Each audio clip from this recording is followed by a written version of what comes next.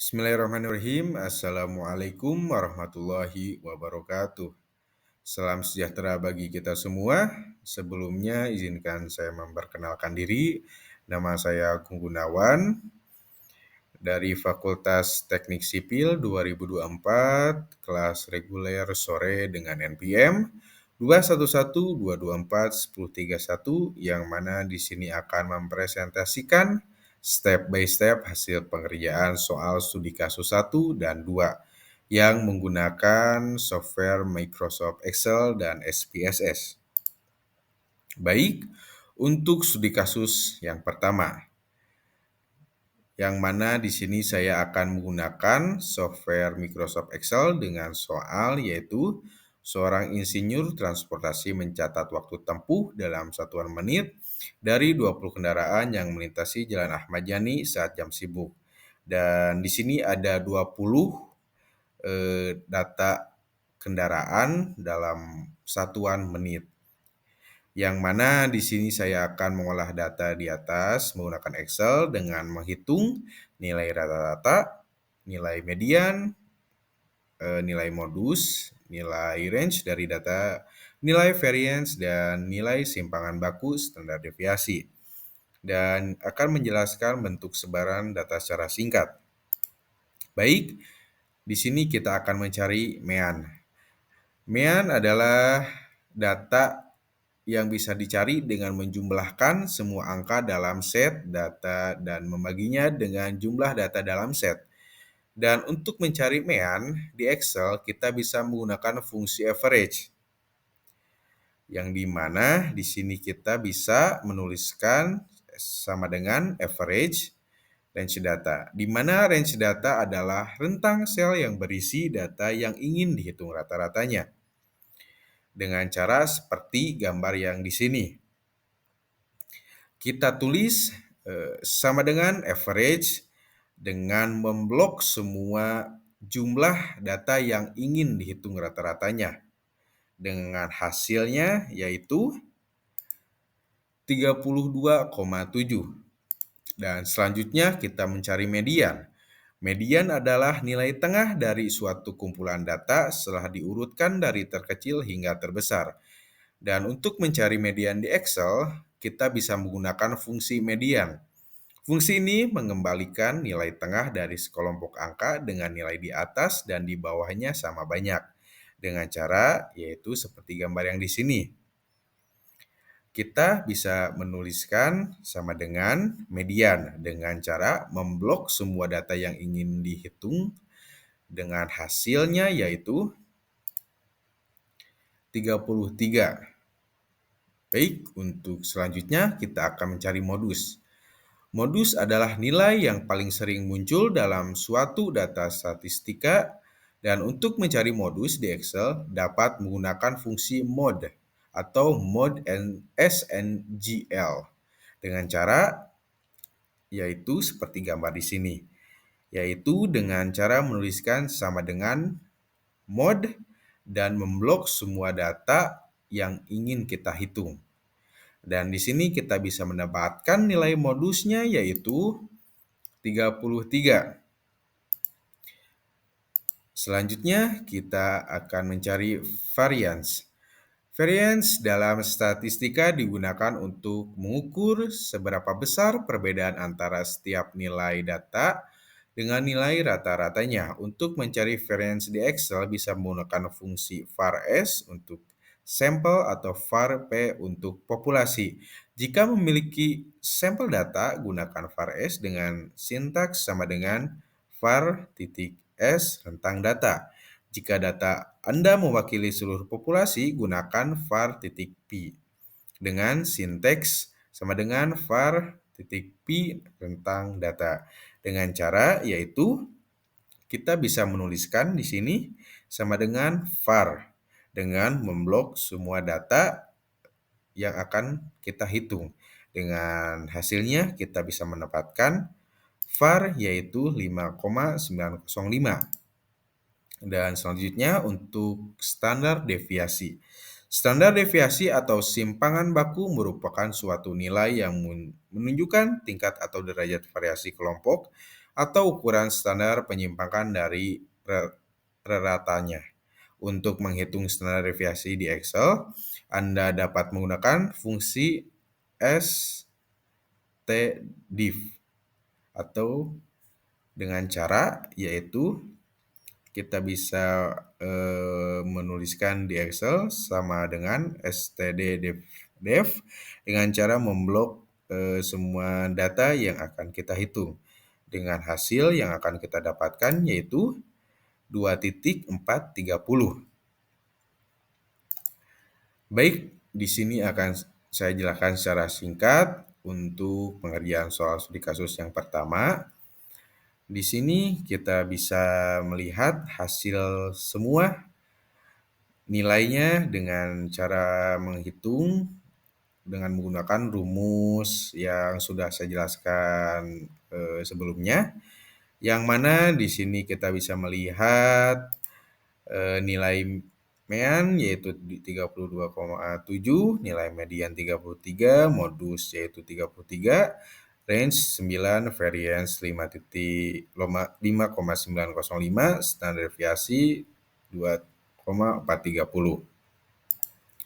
Baik, untuk studi kasus yang kedua dengan soal yang ada di halaman di sini.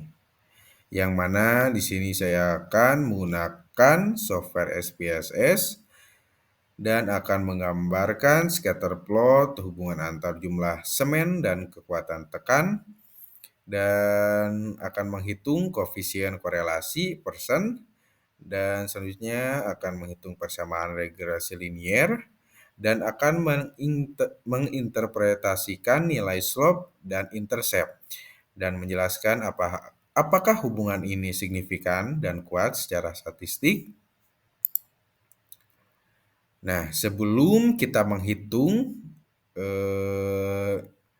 soal-soal yang sebelumnya untuk studi kasus 2, kita bisa mengerjakan atau mengolah data dan memasukkan data atau sampel yang akan kita olah seperti gambar di bawah ini.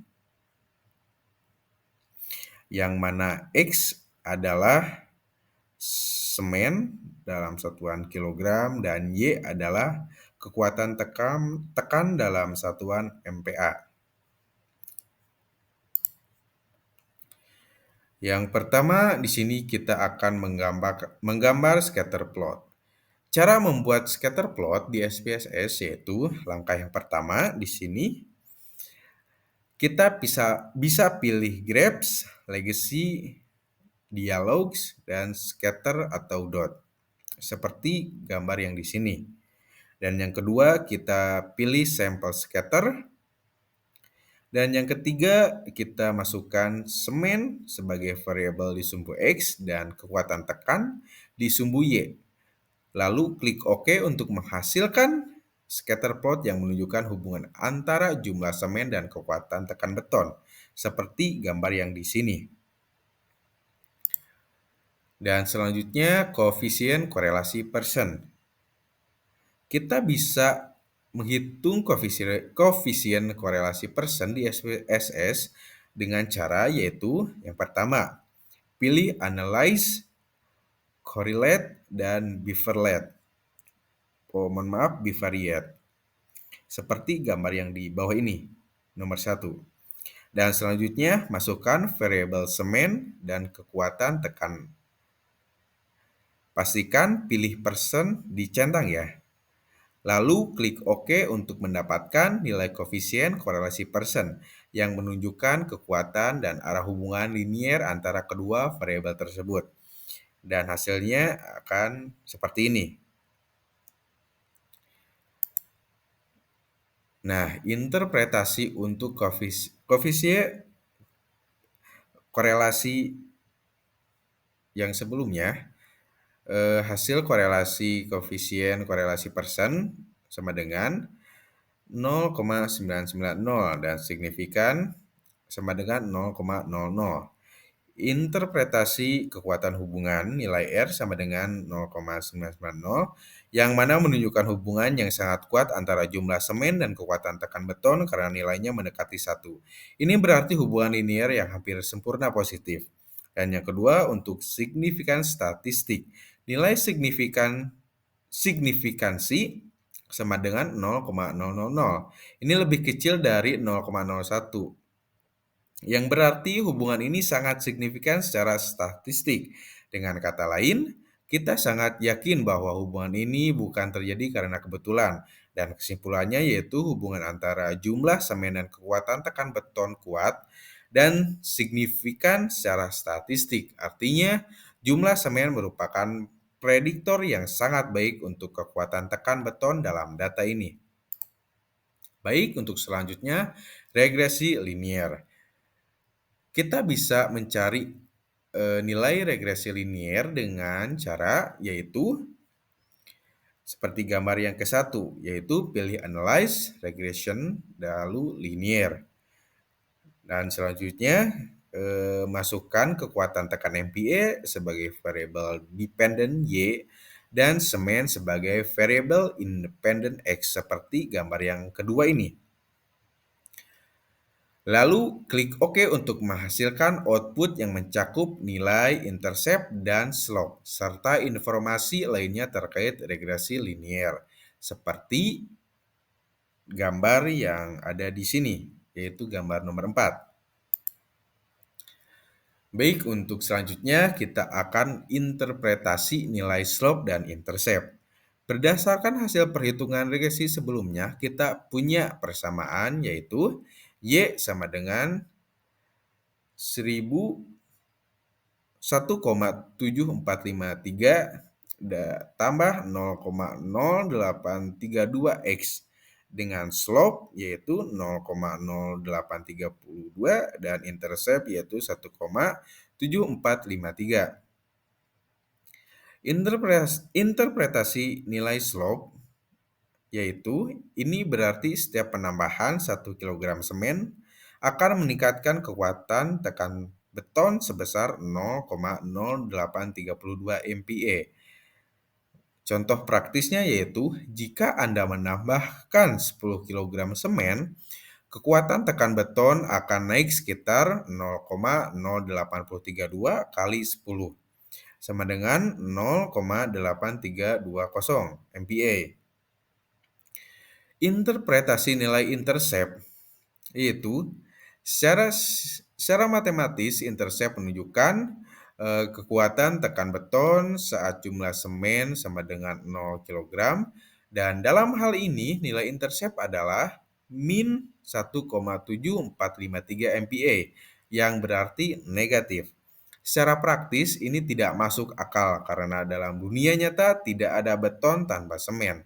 Ini hanyalah hasil matematis dari model regresi. Baik, di sini kita bisa menyimpulkan apakah hubungan ini signifikan dan kuat secara statistik. Berdasarkan hasil analisis, hubungan antara jumlah semen dan kekuatan tekan beton terbukti sangat kuat dan signifikan secara statistik. Nilai koefisien korelasi persen sebesar 0,990 menunjukkan adanya hubungan linier yang sangat kuat antara kedua variabel tersebut. Selain itu, nilai signifikansi sig.2 tailed sebesar 0,000 mengindikasikan bahwa hubungan ini sangat signifikan, sehingga kecil kemungkinan hubungan ini terjadi secara kebetulan. Model regresi yang dihasilkan memiliki nilai R square sebesar 0,981, yang berarti bahwa 98,1% variasi kekuatan tekan beton dapat dijelaskan oleh jumlah semen. Dengan demikian dapat disimpulkan bahwa jumlah semen merupakan faktor yang berpengaruh secara signifikan dan kuat terhadap kekuatan tekan beton, baik secara statistik maupun secara praktis. Baik, itu saja yang bisa saya paparkan. Kurang lebihnya mohon maaf. Wabillahi taufiq wal hidayah. Wassalamualaikum warahmatullahi wabarakatuh.